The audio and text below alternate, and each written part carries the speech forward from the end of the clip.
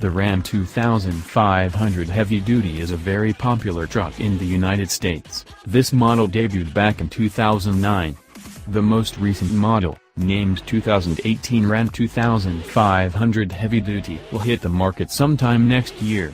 According to company, we can expect a lot of redesigns and new things. The exterior will be a bit redesigned while the interior design will receive some new systems. Engine and performance.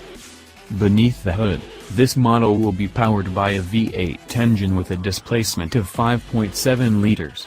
The engine will be capable of generating up to 383 horsepower at 5,600 revolutions per minute as well as 400 pounds-foot of torque at 4,000 revolutions per minute.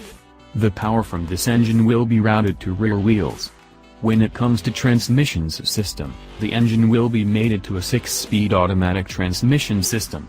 The more interesting engine could be 6.7 liters Cummins i6 with the torque of terrifying 900 pounds-foot. However, Ram is going further. It is possible that they want to reach the magic figures of 1,000 pounds-foot.